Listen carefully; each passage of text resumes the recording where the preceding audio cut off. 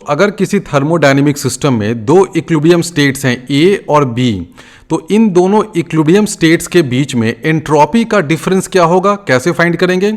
S of B minus S of A, यानी कि value of entropy at state B minus value of entropy at state A क्या हो जाएगा? Integral from A to B D S, this is equal to integral from A to B D Q by T, and this integral has to be calculated along any reversible process path. यानी कि आप ए और B, ये जो दो equilibrium states है ना, इन दोनों इक्विलिब्रियम स्टेट्स को कनेक्ट करता हुआ कोई भी रिवर्सिबल पाथ ड्रॉ कर दीजिए और उस रिवर्सिबल पाथ के along D Q by T का इंटीग्रेशन कर दीजिए। जो भी वैल्यू आएगी यही वैल्यू हो जाएगी S of B minus S of A, यानी कि change in entropy, delta S की वैल्यू यही हो जाएगी। और इस कॉन्सेप्ट में ये ध्यान से समझो कि हो सकता है कि जो एक्चुअल प्रोसेस आपका हो रहा है वो प्रोसेस रिवर्सिबल नहीं हो, वो प्रोसेस बिल्कुल इरिवर्सिबल सा हो, लेकिन उस इरिवर्सिबल प्रोसेस में भी डेल्टा एस की जो वैल्यू होगी ना वो यही आएगी, integral A to B D Q by T, where this integration is done along any reversible process path. तो आप इस चीज को ऐसे समझ लो कि दो स्टेट्स के बीच में चेंज इन एंट्रोपी की जो वैल्यू होगी वो तो फिक्स होगी, क्योंकि एंट्रोपी क्या है? स्टेट फंक्शन है। मान लो ये ए एक स्टेट है तो यहां पर एस ऑफ ए की वैल्यू फिक्स होगी, एस ऑफ बी की वैल्यू भी फिक्स्ड होगी। इन दोनों का जो डिफरेंस होगा डेल्टा एस, इसकी वैल्यू तो फिक्स होगी।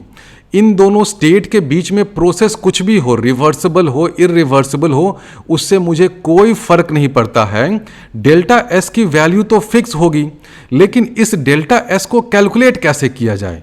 इसको कैलकुलेट करने का एक आसान मैथमेटिकल तरीका है कि आप ए और बी को ज्वाइन करता हुआ, कनेक्ट करता हुआ कोई रिवर्सिबल प्रोसेस का पाथ का कर्व बना दीजिए, और उस कर्व के अलोंग अगर हम लोग डी क्यू बाई टी को इंटीग्रेट करेंगे तो इंटीग्रेट करने से हमें जो भी इस इंटीग्रल की वैल्यू आएगी वही वैल्यू हो जाएगी डेल्टा एस की। और इस इंटीग्रल में ध्यान ये रखना कि ये जो टी अंदर बैठा हुआ है ना, this T may be variable. किसी भी दो इक्विलिब्रियम स्टेट्स के बीच में change in entropy delta S की वैल्यू फिक्स होती है, this does not depend upon the process. इसी कॉन्सेप्ट का यूज करके हम लोग entropy change in a free expansion पता करते हैं। फ्री एक्सपेंशन कैसा प्रोसेस होता है? आपने गैस को कंटेन कर रखा है in one part of this vessel, और ये जो वेसल है ये एक इंसुलेटिंग मटेरियल का बना हुआ है, इसलिए यहां पर हमने इंसुलेटिंग वॉल लिख दिया है। और इस वेसल के एक पार्ट में गैस कंटेन्ड है, गैस का इनिशियल टेम्परेचर मान लेते हैं कि टीआई है, और यहां पर हमने एक मेम्ब्रेन लगा रखा है। थोड़ी देर के बाद हम लोग इस मेम्ब्रेन को ऐसे ब्रेक कर देते हैं। जैसे ही आप मेम्ब्रेन को ब्रेक करेंगे तो क्या होगा? ये जो गैस यहां पर है वो इस वैक्यूम वाले पार्ट में चला जाएगा ना। इनिशियली इस चेंबर में एक पार्ट में मान लेते हैं कि हाफ पार्ट में गैस है, हाफ पार्ट में वैक्यूम है। आपने इस मेम्ब्रेन को यहां से ब्रेक किया, जैसे ही मेम्ब्रेन को ब्रेक किया यहां जो गैस है वो अपने आप से चला जाएगा इस वैक्यूम में, यानी कि गैस जो है वो पूरा इस वेसल में स्प्रेड कर जाएगा। तो ये जो प्रोसेस होता है इसको कहते हैं फ्री एक्सपेंशन। क्या ये प्रोसेस रिवर्सिबल है? बिल्कुल नहीं, ये प्रोसेस तो इरिवर्सिबल है। अब जरा ये बताओ कि ये जो प्रोसेस हमने कर दिया, यहां पर हमने मान लीजिए कि इसको ऐसे ब्रेक कर दिया है मेम्ब्रेन को, तो इस फ्री एक्सपेंशन वाले प्रोसेस में जरा ये बताओ तो work done by gas delta W क्या होगा? वर्क डन 0 होगा, क्योंकि यहां पर वैक्यूम था। मेम्ब्रेन के टूटने के बाद जब ये गैस निकलता है तो यहां पर तो वैक्यूम है, तो इस गैस को किसी प्रेशर के अगेंस्ट वर्क नहीं करना पड़ता है, इसलिए डेल्टा डब्ल्यू 0 है। इस पूरे सिलेंडर के चारों तरफ इंसुलेटिंग वॉल है, तो क्या कोई हीट ट्रांसफर होगा? बिल्कुल नहीं। तो डेल्टा क्यू क्या हो जाएगा? डेल्टा क्यू भी 0 हो जाएगा। अब बताओ डेल्टा यू क्या होगा? फर्स्ट लॉ ऑफ थर्मोडायनेमिक्स से हम लोग जानते हैं delta U is equal to delta Q minus delta W, तो डेल्टा यू भी 0 हो जाएगा। और ध्यान ये देना कि ये जो फ्री एक्सपेंशन का प्रोसेस है ये इरिवर्सिबल प्रोसेस है, और इस इरिवर्सिबल प्रोसेस में भी first law of thermodynamics true होता है, एप्लीकेबल होता है। क्योंकि फर्स्ट लॉ ऑफ थर्मोडायनेमिक्स कहां से आता है? ये तो basic law of conservation of energy है ना। तो प्रोसेस रिवर्सिबल हो या इरिवर्सिबल हो, फर्स्ट लॉ ऑफ थर्मोडायनेमिक्स तो बिल्कुल वैलिड होगा। तो हमने ये दिखा दिया कि ये जो फ्री एक्सपेंशन वाला प्रोसेस है उसमें डेल्टा डब्ल्यू भी 0 है, डेल्टा क्यू भी 0 है और डेल्टा यू भी 0 है। अब अगर डेल्टा यू जीरो है तो क्या कोई टेम्परेचर चेंज होगा? बिल्कुल नहीं चेंज होगा, क्योंकि यू जो है वो तो टेम्परेचर पे ही डिपेंड करता है ना। तो अगर इंटरनल एनर्जी चेंज नहीं हो रहा है, इसका मतलब टेम्परेचर ऑफ द गैस भी चेंज नहीं हो रहा है। यानी कि अगर इनिशियल टेम्परेचर Ti है तो फाइनल टेम्परेचर जो Tf होगा वो भी Ti के बराबर होगा, यानी कि चेंज इन टेम्परेचर नहीं हो रहा है। तो आप देख रहे हैं कि इस प्रोसेस में सब कुछ जीरो हो रहा है। अब मेन क्वेश्चन पे आते हैं कि इस प्रोसेस में क्या कोई एंट्रोपी चेंज हो रहा है, क्या डेल्टा एस कुछ हो रहा है? अब बच्चों को लगता है कि सर हाँ, डेल्टा एस के फॉर्मूले में ये कुछ आता है integral D Q by T, और इस क्वेश्चन में देखो तो जरा डेल्टा क्यू जीरो है तो ये भाई इंटीग्रल जब हम लोग करने जाएंगे तो ये डी क्यू वाला टर्म जीरो हो जाएगा, तो डेल्टा एस भी जीरो हो जाएगा। तो नहीं, ये गलत है, ये गलत है, ये गलत है। क्यों गलत है सोचो। इसलिए गलत है क्योंकि ये फॉर्मूला कब एप्लीकेबल होता है? आप इनिशियल स्टेट आई और फाइनल स्टेट एफ को किसी रिवर्सिबल पाथ के अलोंग कनेक्ट करते हैं, तब ये फॉर्मूला एप्लीकेबल होता है। अब इस सेटिंग में देखो क्या हो रहा है, ये जो प्रोसेस है ये तो इरिवर्सिबल है। तो इस प्रोसेस में जब हमें डेल्टा एस की वैल्यू कैलकुलेट करनी है तो सबसे पहले तो हम लोग इनिशियल स्टेट आई और फाइनल स्टेट एफ इसको प्लॉट कर लेते हैं पीवी डायग्राम में, और तब देखते हैं कि डेल्टा एस की वैल्यू क्या आती है। ये वाला जो वैल्यू आपने अगर जीरो समझ लिया है ना कि फ्री एक्सपेंशन में डेल्टा एस जीरो आएगा, तो ये गलत है, ये जीरो नहीं आता है। इसलिए गलत है क्योंकि इस इंटीग्रल को हमें लेना है along a reversible path connecting the initial state I and the final state F. उस रिवर्सिबल पाथ में डी क्यू जीरो होगा या नहीं होगा हमें नहीं पता। तो डेल्टा क्यू जीरो तो एक्चुअल प्रोसेस में है ना, जो प्रोसेस हुआ। हम लोग यहां इंटीग्रल किस प्रोसेस के अलोंग कर रहे हैं? हम लोग इंटीग्रल कर रहे हैं किसी रिवर्सिबल प्रोसेस के अलोंग। उस रिवर्सिबल प्रोसेस में डी क्यू की वैल्यू जीरो होगी या नहीं होगी मुझे नहीं पता। तो ये गलत क्यों है इसको अच्छे से समझ लो। इस इरिवर्सिबल प्रोसेस का इनिशियल स्टेट और फाइनल स्टेट अगर हम लोग पीवी डायग्राम में प्लॉट करें, इनिशियल वॉल्यूम है वी आई और फाइनल वॉल्यूम है वी एफ। वी एफ जो है वो वी आई का डबल है। इनिशियल प्रेशर मान लीजिए कि यहाँ पर है, फाइनल प्रेशर यहाँ पर है। तो इनिशियल स्टेट आई ये हो गया, फाइनल स्टेट एफ ये हो गया। हमें डेल्टा एस कैलकुलेट करना है किन दोनों स्टेट्स के बीच में, इस आई और इस एफ के बीच में। बच्चे गलती क्या करते हैं कि वो delta S is equal to integral D Q by T कर देते हैं, और वो गलती से सोच लेते हैं कि भाई डी क्यू की वैल्यू जीरो कर देते हैं। तो ये गलत इसलिए है क्योंकि delta Q is equal to zero तो किस प्रोसेस में आया, जो प्रोसेस एक्चुअली हुआ उसमें डेल्टा क्यू जीरो है। ये तो भाई बिल्कुल सही है क्योंकि इंसुलेटिंग वॉल है, डेल्टा क्यू जीरो होगा। लेकिन हम लोग इंटीग्रेशन किस प्रोसेस के अलोंग कर रहे हैं? हम लोग तो इंटीग्रेशन कर रहे हैं along any reversible path connecting the initial state I and the final state F. तो ये जो प्रोसेस जिसमें डेल्टा क्यू जीरो हुआ, क्या वो रिवर्सिबल प्रोसेस है? नहीं, वो तो इरिवर्सिबल प्रोसेस है। एक्चुअल प्रोसेस इरिवर्सिबल है। इंटीग्रेशन हम लोग करना चाह रहे हैं किसी रिवर्सिबल प्रोसेस के अलोंग। तो इस रिवर्सिबल प्रोसेस में डी क्यू की वैल्यू जीरो हो ये नेसेसरी नहीं है। तो इसलिए आप आंख मूंद करके मत लिख दीजिए कि भाई डेल्टा एस की वैल्यू जीरो हो जाएगी, ये नहीं कह सकते हैं, ये गलत हो जाएगा। तो अब आप देख रहे हैं कि ये प्रोसेस तो भाई इरिवर्सिबल है, तो डेल्टा एस हम लोग कैसे कैलकुलेट करें? हम लोग हमेशा जानते हैं कि डेल्टा एस कैलकुलेट करने का आसान तरीका होता है कि आप इनिशियल स्टेट आई और फाइनल स्टेट एफ को किसी रिवर्सिबल प्रोसेस के पाथ से कनेक्ट करिए और डी क्यू बाई टी को इंटीग्रेट कर दीजिए अलोंग दैट पाथ। अब ये जो आई और एफ है, इन दोनों को कनेक्ट करता हुआ कोई रिवर्सिबल प्रोसेस पाथ हो सकता है क्या? बिल्कुल हो सकता है। आपको मैंने एक इनिशियल स्टेट आई दे दिया, फाइनल स्टेट एफ दे दिया, तो आप तो billions and trillions of reversible process path बना सकते हैं ना। आपका दोस्त ऐसा कुछ बना देगा, मैं ऐसा कुछ बना दूंगा, कोई तीसरा आएगा वो कोई स्ट्रेट लाइन बना देगा, कोई चौथा आएगा वो कोई हाइपरबोला बना देगा। तो इस तरह के तो billions and trillions of reversible process path connecting I and F हो सकता है। हम लोग वैसा पाथ ढूंढ रहे हैं जिसमें ये इंटीग्रल करना आसान हो। नहीं तो आप billion and trillions of path में से कोई भी आर्बिट्रेरी सा पाथ ले लीजिएगा, इंटीग्रेशन ही नहीं कर पाइएगा, तो फायदा क्या होगा? तो हम लोग ऐसा एक सुंदर सुशील यूजफुल सा पाथ ढूंढ रहे हैं जिसके along D Q by T को इंटीग्रेट करना आसान हो। तो सबसे आसान एक पाथ मुझे ये लग रहा है कि मैं देख रहा हूं कि इस प्रोसेस में क्या हो रहा है। Initial temperature is equal to final temperature, यानी कि I और F एक ही आइसोथर्मल पे सिचुएटेड है, क्योंकि Ti is equal to T final, दोनों स्टेट में टेम्परेचर तो कांस्टेंट है, यानी कि ये वाला स्टेट I और ये वाला स्टेट F दोनों एक ही आइसोथर्मल पे सिचुएटेड हैं। तो क्यों ना हम लोग I और F को कनेक्ट करता हुआ एक आइसोथर्मल बना दें, और आइसोथर्मल प्रोसेस तो रिवर्सिबल प्रोसेस होता ही है, तो क्यों ना हम लोग ये जो इंटीग्रेशन करना है वो अलोंग दिस आइसोथर्मल प्रोसेस कर दें। तो हम लोग क्या करेंगे, हम लोग ये वाला इंटीग्रेशन कैलकुलेट करेंगे along N isothermal process joining this initial state I and this final state F।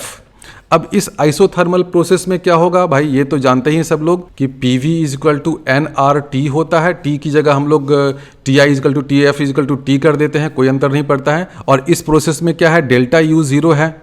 ये वाला जो रिवर्सिबल प्रोसेस हो रहा है ना, ये वाला, इस प्रोसेस में डेल्टा U 0 है, तो डेल्टा Q की वैल्यू क्या हो जाएगी, this will be equal to delta W। ये होगा ना। हम लोग अब इस रिवर्सिबल प्रोसेस की बात कर रहे हैं। थोड़ी देर के लिए आप एक्चुअल प्रोसेस को भूल जाइए। एक्चुअल प्रोसेस में डेल्टा W भी 0 है, डेल्टा Q भी 0 है, लेकिन हम लोग अभी इस ब्लू वाले प्रोसेस की बात कर रहे हैं। इस ब्लू प्रोसेस की बात क्यों कर रहे हैं, क्योंकि इसी प्रोसेस के अलोंग मुझे dQ/T कैलकुलेट करना है। तो इस रिवर्सिबल प्रोसेस के पाथ में delta Q equal to delta W होगा, यानी कि dQ इक्वल टू हम लोग लिख सकते हैं PdV। ये लिख सकते हैं, बिल्कुल लिख सकते हैं। किस प्रोसेस में, अगर आइसोथर्मल रिवर्सिबल प्रोसेस हो रहा है तो हम लोग लिख सकते हैं dQ इक्वल टू PdV।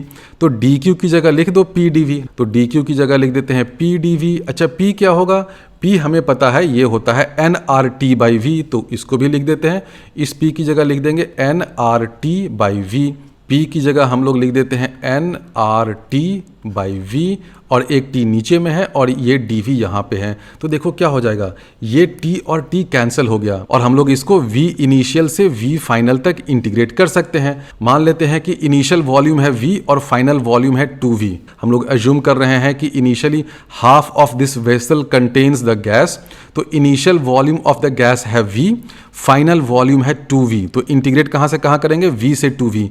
ये T और T कैंसिल हो गया। dV/V का इंटीग्रल क्या होता है, ln-V, तो ये क्या हो जाएगा nR इंटू ln 2V/V, यानी कि nR ln 2, यानी कि डेल्टा S की वैल्यू क्या आ गई, डेल्टा S की वैल्यू आ गई nR ln 2, और किसी भी एंगल से देखने से ये 0 नहीं लग रहा है। तो फ्री एक्सपेंशन में अगर वॉल्यूम डबल हो रहा है तो चेंज इन एंट्रोपी कितना हो गया, nR ln 2। और देखो फ्री एक्सपेंशन में क्या हुआ, वर्क डन बाय गैस 0 है, हीट ट्रांसफर 0 है, चेंज इन इंटरनल एनर्जी 0 है, चेंज इन टेम्परेचर 0 है, लेकिन चेंज इन एंट्रोपी नॉन 0 है, और उसकी वैल्यू क्या आ गई, nR ln 2। अब बच्चे कह सकते हैं कि सर आपने तो ये जो चेंज इन एंट्रोपी फाइंड किया वो एक्चुअल इररिवर्सिबल प्रोसेस के लिए किया नहीं। बिल्कुल सही बात है। आपने तो इस ब्लू वाले प्रोसेस के लिए किया, बिल्कुल सही बात है। तो हम लोग इस ब्लू वाले प्रोसेस के लिए डेल्टा S फाइंड कर लें तो डेल्टा S की वैल्यू तो वही रहेगी ना, क्योंकि S क्या है, S एक स्टेट फंक्शन है। तो डेल्टा S की वैल्यू इस बात पर बिल्कुल डिपेंड नहीं करती है कि I और F के बीच में प्रोसेस रिवर्सिबल है, इररिवर्सिबल है, आइसोथर्मल है, आइसोबेरिक है, क्या है, बिल्कुल डिपेंड नहीं करता है। एक बार किसी भी तरीके से, किसी भी जुगाड़ से अगर आपने दो स्टेट के बीच में चेंज इन एंट्रोपी की वैल्यू फाइंड कर ली, जैसा कि मैंने यहाँ पे एक जुगाड़ से फाइंड किया ना, हमने जुगाड़ टेक्निक लगा करके एक आइसोथर्मल पाथ डिफाइन किया जो इस I और F को कनेक्ट कर रहा है, और उस आइसोथर्मल पाथ के अलोंग इंटीग्रल dQ/T किया। तो इस जुगाड़ टेक्निक से जो भी मुझे डेल्टा S की वैल्यू मिल गई, यही डेल्टा S की वैल्यू रहेगी, भले ही इस इनिशियल स्टेट I और फाइनल स्टेट F के बीच में कोई भी प्रोसेस होता रहे। फ्री एक्सपेंशन में जो एक्चुअल प्रोसेस है वो तो इररिवर्सिबल प्रोसेस है, इस PV डायग्राम में ड्रॉ ही नहीं कर सकता हूं, लेकिन उस प्रोसेस में डेल्टा S की वैल्यू यही होगी। हम लोगों ने अगर किसी भी जुगाड़ टेक्निक से S of final state minus S of initial state find कर लिया, यानी कि अगर हम लोगों ने किसी भी जुगाड़ टेक्नोलॉजी से डेल्टा S की वैल्यू फाइंड कर ली तो डेल्टा S की वैल्यू वही रहेगी, चाहे इन दोनों स्टेट के बीच में कोई भी प्रोसेस होता रहे, प्रोसेस रिवर्सिबल हो इरिवर्सिबल हो, कोई फर्क नहीं पड़ता है। तो ये बहुत इंपॉर्टेंट टेक्निक होता है डेल्टा एस फाइंड करने का, कि आपको जो एक्चुअल प्रोसेस दे रखा है ना, जो जनरली इरिवर्सिबल होता है, आप उस इरिवर्सिबल प्रोसेस के बदले में इनिशियल स्टेट आई और फाइनल स्टेट एफ को कनेक्ट करता हुआ कोई रिवर्सिबल प्रोसेस डिफाइन कर लेते हैं, जिस रिवर्सिबल प्रोसेस के अलोंग आपको ये इंटीग्रल करने में आसानी हो। कौन सा integral? Integral D Q by T from initial state I to final state F. जिस प्रोसेस के अलोंग ये इंटीग्रल करने में आसानी हो ना, आप वही प्रोसेस के अलोंग इसको कैलकुलेट कर लीजिए, और एक बार आपने कैलकुलेट कर लिया तो वही डेल्टा एस की वैल्यू हो जाएगी for any kind of process between this initial state I and this final state F. तो इस इनिशियल और फाइनल स्टेट के बीच में प्रोसेस इरिवर्सिबल भी हो तो भी डेल्टा एस की वैल्यू तो वही रहेगी, क्योंकि एस क्या है? एस एक स्टेट फंक्शन है, इसकी value state of the system पे डिपेंड करती है। चेंज इन एंट्रोपी का जो फॉर्मूला हमने लिखा D S is equal to D Q by T, तो इससे आप ये भी देख रहे हैं कि अगर मान लीजिए कि कोई ऑब्जेक्ट है, उसमें अगर delta Q amount of heat input हो रहा है, यानी कि वो object delta Q amount of heat absorb कर रहा है, और उसका टेम्परेचर अगर टी कांस्टेंट रहता है, जनरली अब हीट ले रहा है तो कांस्टेंट तो नहीं रहेगा, लेकिन मान लीजिए कि ये ऑब्जेक्ट इनफाइनाइटली लार्ज है या इसकी हीट कैपेसिटी इनफाइनाइट है, तो हम लोग for the time being assume कर लेते हैं कि अगर मान लो इसका टेम्परेचर टी कांस्टेंट रहता है, तो change in entropy delta S क्या हो जाएगा? वो हो जाएगा डेल्टा क्यू बाई टी। तो ये सिंपल फंडा समझ लो कि अगर कोई object delta Q amount of heat absorb करता है तो उसका एंट्रोपी बढ़ेगा। अगर आप हीट एब्जॉर्ब कर रहे हैं तो आपकी एंट्रोपी बढ़ेगी। कितने से बढ़ेगी? Approximately delta Q by T उससे बढ़ेगी। मैं अप्रॉक्सीमेटली इसलिए बोल रहा हूं क्योंकि हीट एब्जॉर्ब करने के बाद तो टेम्परेचर थोड़ा सा चेंज करेगा ना, लेकिन अगर आप ये अज्यूम कर रहे हैं कि ये जो ऑब्जेक्ट है उसका हीट कैपेसिटी इनफाइनाइट है और उसका जो टेम्परेचर है वो अप्रिशिएबल अमाउंट से चेंज नहीं कर रहा है, यानी कि हम लोग टी को कांस्टेंट अज्यूम कर रहे हैं, तो चेंज इन एंट्रोपी क्या हो जाएगा? Heat absorbed by temperature. उसी तरह अगर कोई ऑब्जेक्ट हीट को रिलीज करता है, मान लीजिए कि delta Q amount of heat release करता है, तो चेंज इन एंट्रोपी क्या हो जाएगा? वो हो जाएगा डेल्टा क्यू बाई टी, और उस केस में एंट्रोपी डिक्रीज करेगी। तो ये सिंपल फंडा समझो, कोई भी ऑब्जेक्ट अगर हीट को रिलीज करता है तो उसकी एंट्रोपी डिक्रीज करेगी delta Q by T amount से। ये अप्रॉक्सीमेट है क्योंकि टी थोड़ा सा चेंज करेगा। कुछ बुक्स में इसको delta Q by T average भी लिख देते हैं, लेकिन जनरली इस तरह के क्वेश्चन में आपको दे दिया जाएगा कि ये जो ऑब्जेक्ट है वो इनफाइनाइट हीट कैपेसिटी का है, उसका टेम्परेचर ऑलमोस्ट कांस्टेंट रहता है, तो चेंज इन एंट्रोपी क्या हो जाएगा? Delta S is equal to delta Q by T.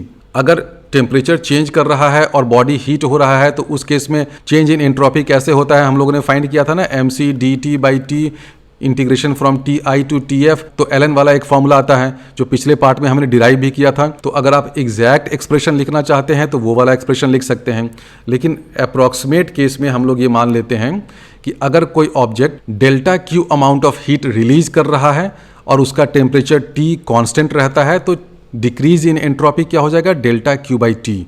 अगर किसी ऑब्जेक्ट में आप delta Q amount of heat input कर रहे हैं, यानी कि वो object delta Q amount of heat absorb कर रहा है, तो उसकी एंट्रोपी बढ़ जाएगी delta Q by T amount से। इसी कॉन्सेप्ट का यूज करके हम लोग पता कर सकते हैं कि अगर आइस मेल्ट कर रहा है तो उसकी एंट्रोपी कितने से चेंज होगी।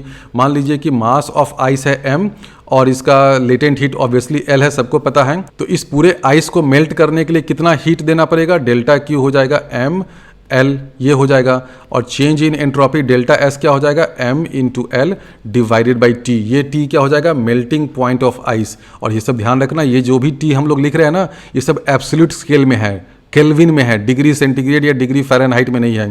तो चेंज इन एंट्रोपी क्या हो जाएगा? m into L by T. ये एंट्रोपी इंक्रीज करेगी क्योंकि हीट आप दे रहे हो ना, आप आइस को हीट दोगे तभी तो आइस मेल्ट करेगा। तो आइस जब मेल्ट करके वाटर बनता है तो उसकी एंट्रोपी इंक्रीज कर जाती है। क्यों इंक्रीज करती है? क्योंकि आप ml अमाउंट ऑफ हीट दे रहे हो। एंट्रोपी कितने से इंक्रीज करती है? m into L by T. यहाँ पर t की जगह हम लोग लिख देंगे 273 केल्विन। m की जगह जो भी मास हो, l की जगह लेटेंट हीट ऑफ आइस को डाल देंगे।